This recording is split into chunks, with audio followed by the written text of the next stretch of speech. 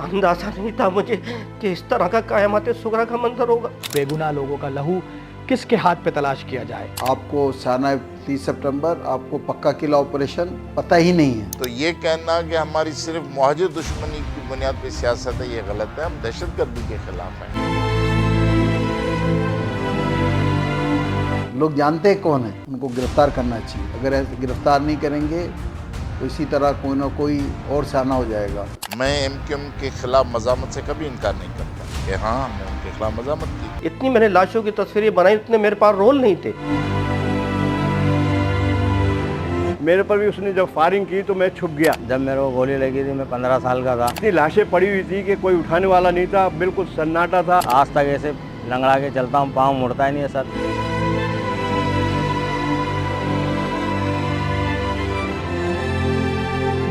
गाड़ियों में आए और अंधाधुंध फायरिंग करके सैकड़ों लोगों को शहीद कर दिया। अल्लाह की मेहरबानी से किसी एक गवाह ने भी हमारी वहाँ शनाख्त नहीं की। 30 सितंबर 1988 हैदराबाद की तारीख का एक ऐसा सेहत तरीन दिन जहां शहर के मखसूस इलाके फायरिंग से गूंज उठे। शहर के चारों अतराफ नामालूम अफराद की जानिब से गोलियों की बरसात हुई। कहीं अनगिनत जख्मी नजर आए तो कहीं लाशें ही लाशें दिखाई दी। ऐसा लग रहा था कि जैसे खून की होली खेली जा रही हो या फिर कयामत आ गई हो। ये 1988 की बात है, निगरान हुकूमत थी। मैं और कंवर नवेद साहब, अल्लाह ताला उनको जन्नत नसीब फरमाए, हम 90 पर अजीज़ाबाद में एक इजलास के सिलसिले में कराची गए हुए थे और शाम के वक्त हमें पता चला कि हैदराबाद के मुख्तलिफ जगहों पर लोग आए हैं और उन्होंने अंधाधुंध फायरिंग की है।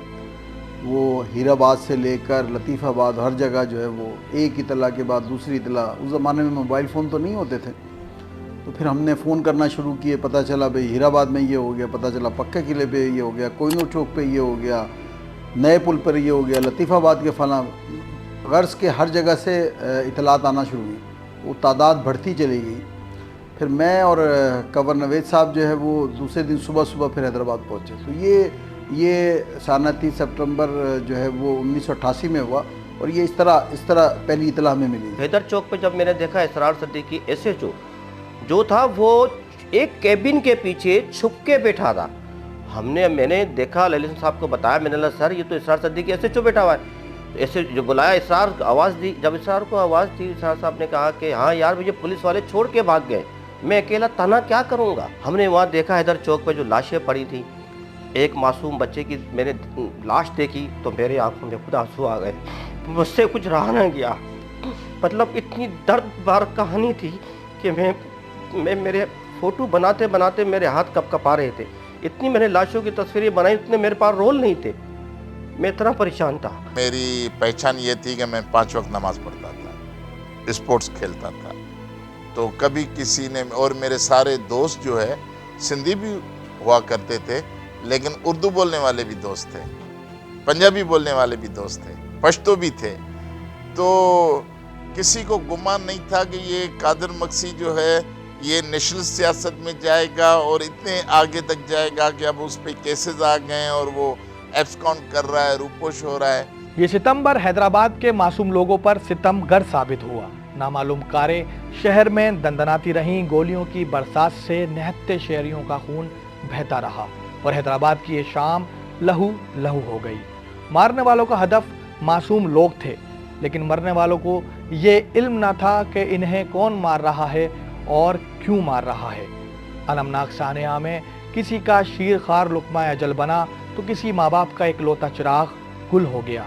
कोई वाहिद सहारा प्यारों से बिछड़ा तो कोई शादी का घर नौहा कुना हो गया। मैं और कंवर नवेद साहब सुबह शालीमार एक्सप्रेस से आए और स्टेशन से उतरकर हम रेल की पटरी के साथ साथ अमेरिकन हॉस्पिटल गए। कर्फ्यू लग चुका था हैदराबाद शहर में, और लेकिन मैं आपको इंतहाई तकलीफ़ के साथ ये बात बताना चाहता हूँ कि जब मैं और कंवर नवेद साहब अमेरिकन हॉस्पिटल में आए तो अमेरिकन हॉस्पिटल, जो लोग इससे वाकिफ़ हैं, उसका बरामदा, उसका जो सहन है वो काफ़ी बड़ा है और सैकड़ों लोग वहाँ पर ज़ख्मी थे और यहाँ तक उनके ब्लड था पूरे सहन में। और उसके बाद फिर हम बेटाई हॉस्पिटल गए और ख़ास एक तबके को, एक शहर को निशाना बनाया गया और उसमें कुछ लोग और लोग भी ज़ख्मी हुए हैं और लोगों की भी शहादत हुई है, लेकिन टारगेट हैदराबाद और लतीफ़ाबाद था। और मैं आपको बता नहीं सकता कि जो है उस वक्त क्या मनाजिर थे। बेगुनाह लोग घर जाने के लिए, कोई दफ्तर जाने के लिए, कोई कारोबार के लिए, कोई अपने, सब लोग अपनी अपने जगहों पे खड़े थे और लोगों ने गाड़ियों में आए और अंधाधुंध फायरिंग करके सैकड़ों लोगों को शहीद कर दिया। तो बहुत अफसोसनाक सन है और एक ख़ास तबके को, एक ख़ास शहर को, एक ख़ास लोगों को निशाना बनाया गया। फिर हम किले पे जब गए तो एक शादी की तकरीब की बस खड़ी थी वहाँ मैंने देखा किले पे शादी की बस पे तकरीब एक दुल्हन का दुपट्टा बाहर खिड़की से लटका हुआ था, चूड़ियाँ बिखरी हुई थी, बच्चों के छोटे छोटे चप्पल, छोटे छोटे जूते, वो मैंने देखे। मतलब अंदाजा नहीं था मुझे कि इस तरह का क़यामत सुगरा का मंजर होगा। वो इंसान नहीं थे, वो दरिंदे थे जिन्होंने ये, मुझे मुसलमान तो लगते नहीं थे, मुसलमान का कभी वो नहीं कर सकता खून। ये कौन से मुसलमान थे जो 30 सितंबर को उन्होंने वाक़या किया? हम नस्ल परस्त हैं। हैदराबाद में बहुत सारी माएँ, बहनें, बच्चे अभी मेरे पास तरकीब हाउस पे आते हैं, किसको नौकरी चाहिए, रोज़गार चाहिए, किसी बहन की कोई तकलीफ़ है, माँ की तकलीफ़ है, हमारे पास आते हैं। तो ये कहना कि हमारी सिर्फ मुहाजिर दुश्मनी की बुनियाद पर सियासत है, ये गलत है। हम दहशतगर्दी के ख़िलाफ़ हैं। हम सिंध के दायमी हकूक़ हैं, उस पर जो कब्ज़े गिरी है उसके ख़िलाफ़ हैं। कोई कहेगा हम सिंध तकसीम करना चाहते हैं, हम उसके ख़िलाफ़ हैं। बाकी कोई उसमें ये नहीं है कि ये उर्दू बोलता है, ये पश्तो बोलता है, पंजाबी। हम नस्ली बुनियादों पर सियासत करते हैं, ये बिल्कुल गलत है। जब मेरे को गोली लगी थी मैं 15 साल का था और वालदा और वालिद साहब साथ थे उस टाइम। मेरे को अचानक गोली लगी, पता नहीं लगा, वालिद साहब को लगा, मैं उठाने गया तो मैं भी गिर गया। फिर मेरे को 4 दिन के बाद होश आया, फिर CMH में मिला। मैं आज तक ऐसे लंगड़ा के चलता हूँ, पाँव मुड़ता ही नहीं है सर। जब मैं हैदर चौक से हम गुजरे तो पेट्रोल पंप वाली गली में से एक स्पीड से फायरिंग करती हुई सिल्वर कलर की गाड़ी थी, तो उसका नंबर मेरे जहन से निकल गया, तो उसका नंबर HD से था, तो वो सिल्वर कलर स्पीड से निकली। इतनी देर में मलूक जसकानी DSP सिटी थे, वो उनको हमने रोक के बताया सही सिल्वर कलर की गाड़ी अभी निकली है यहाँ से फायरिंग करती हुई। वो उनके पीछे पीछे गए। जब उनके पीछे पीछे गए, जब हम आगे निकले साईं, तो जब मैं उधर पहुंचा हूँ अमेरिकन अस्पताल के करीब, तो वहाँ मैंने बच्चों की लाशें देखी, बिठा अस्पताल में देखी। इतना माँ बाप जो थे रो रहे थे और मतलब बाप गिड़गिड़ा रहा था, और मतलब जिसकी एक बेटी की शादी होने वाली थी, कल ही रात उनकी दूसरे नेक्स्ट टाइम उसके बच्चे की शादी थी और वो उसके घर में माता में सुगरा बनी हो। वो अरमान कहाँ गए उस बाप के? उसकी माँ के अरमान थे कि नहीं मैं अपनी बहू लेकर आऊँगा, लेकिन वो नहीं। मैं वो लाशें देख के रो रहा था, मेरे आंसू इतने निकल रहे थे, मुझसे काम नहीं किया जा रहा था, मेरी तबीयत ख़राब हो गई थी। मैंने बोला यार या अल्लाह मैं क्या करूं, मतलब इतनी लाशें खतरनाक थी, हर अस्पताल में लाशें, इतना रोने का मंजर। सानेहाए 30 सितंबर में जाबहाक और जख्मी होने वालों की तादाद का तयन भी ठीक से नहीं हो सका।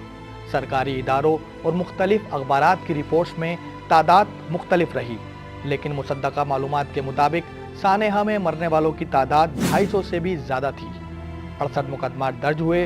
डॉक्टर कादर मक्सी और जानू अराई समेत 33 अफराद मुकदमात में नामजद हुए, जिनके खिलाफ अदालतों में कोई ठोस शवाहिद सामने नहीं लाए जा सके और वो बेगुनाह साबित होकर बाइज्जत बरी हो गए।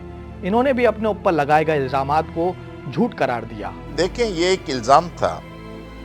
मैं MQM के खिलाफ मज़ामत से कभी इनकार नहीं करता कि हाँ हमने उनके खिलाफ मज़ामत की।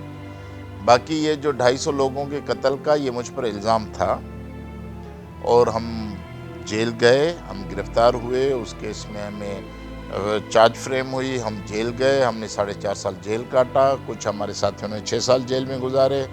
अदालतों में गए, अदालतों में केस चले, 450-500 गवाह हमारे ख़िलाफ़ पेश किए गए, मगर अल्लाह की मेहरबानी से किसी एक गवाह ने भी हमारी वहाँ शनाख्त नहीं की या हमें हमारे ख़िलाफ़ कोई गवाही नहीं दी, जिस वजह से पाकिस्तान की अदालतों से हम वाज़ेह तौर पे बरी हुए।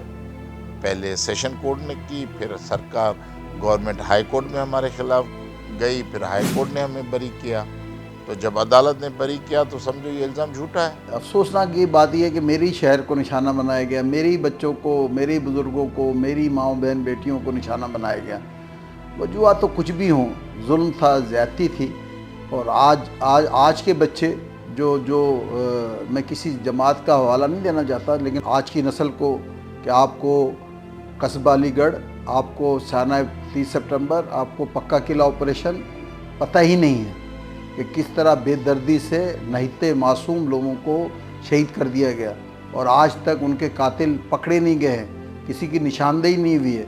जिनकी थोड़ी बहुत निशानदेही हुई थी वो भी आज दंदनाते फिर रहे, सियासत कर रहे हैं। 30 सितंबर के मुतासिरीन और चश्मदीद गवाहों की निगाहों में आज तक शहर की शाहराहों पर बिखरी हुई लाशों के मनाजिर घूमते हैं और मासूम लोगों की चीखों पुकार अगर उनके जहन में आ जाए तो कुछ देर तक सख्ता तारी हो जाता है। गाड़ी खाते हुए चौराहे पे जब आया तो सामने से ना गाड़ियाँ आ रही थी जिसके अंदर असला बरदार लोग बैठे हुए थे और उन्होंने आते के साथ ही अंधाधुंध फायरिंग की, जिससे ना यहाँ पर जो ठेले कबाब शबाब के जो भी थे, क्योंकि कोई हुसैन हुआ है ना उस वक्त जारी था, समझ रहा। इसका इंटरव्यू नहीं हुआ था, अगर इंटरव्यू हो जाता तो बहुत ज़्यादा लोग आते, तो बहुत ज़्यादा लोग मरते इसी चौराहे पे। लेकिन इतनी लाशें पड़ी हुई थी कि कोई उठाने वाला नहीं था, बिल्कुल सन्नाटा था। एक बाय खान की चाड़ी के कोने के ऊपर एक बंदा खड़ा हुआ था पूरी मशीन गन लेके, जिसकी फायरिंग की वजह से ये हुआ। मेरे पर भी उसने जब फायरिंग की तो मैं छुप गया, मतलब नीचे बैठा तो वो सामने एक हलवाई की दुकान थी, उसके शीशे में लगी वो गोली। सिटी थाने का जो SHO था इसरार अहमद शेख, ये आया अपने ना कुछ ना स्पेशल ब्रांच के जो लोग थे वो आए, बोला हट जाओ तुम्हारा काम नहीं है, लाशें अब हम उठा लेंगे। इसी असना में एक और गाड़ी फायरिंग करते हुए गई तो उस पर इसरार शेख ने ना बोला चलो भागो, इनका पीछा करो। उनके पास असला तो था नहीं, वो डंडे थे वो लेके ही भाग गए। फिर लाशें उठाने वाले हम ही रह गए थे। फिर हमने उठाई अपनी, है ना, कई दफ़ा फायरिंग हुई, आगे पीछे से फायरिंग होती गई, फिर हम बचते रहे, फिर लाशें उठा दी। फिर वहाँ का अस्पतालों का मंजर ही अलग था। हम तो सोच रहे थे कि शायद यहाँ पर ही फायरिंग हुई है, तो पूरे हैदराबाद में फायरिंग हुई थी। होलिया ये था कि वो बिल्कुल है ना कमांडो स्टाइल के बने हुए थे, समझे ना वो किसी को देख रहे थे, ना वो कुछ है ना मतलब समझ रहे थे, बस अंधाधुंध फायरिंग कर रहे थे और ये बड़ी प्लानिंग के साथ आए थे। ये जो ज़ख्मी जिस तरह तड़प रहे थे और हॉस्पिटल में कोई जगह नहीं थी, वो सहन में थे, लोगों ने मेडिकल स्टोर खोल दिए थे लोग, तो वो मंजर मेरे निगाहों से जाता ही नहीं है। अक्सर अभी भी मुझे याद आ जाता है, जैसे अभी आपने जिक्र किया, मैं बस मेरे जहन में रहती है कि मासूम लोगों का क्या कसूर था। सिर्फ ये उनका ये कसूर था कि वो हैदराबाद के रहने वाले थे, हैदराबाद के शहरी थे और उनका इसके अलावा कोई कसूर नहीं था। और अफसोस की बात यह कि आज इस साने को गुजरे हुए तकरीबन जो है वो 36 साल गुजर गए, 36 साल हो गए, कातिल आज तक नहीं पकड़े गए।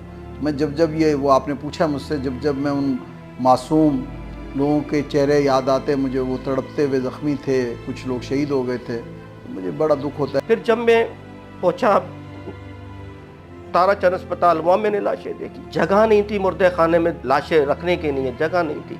लोग इतने तड़प रहे थे, लोग उनके अहले खाना रो रहे थे।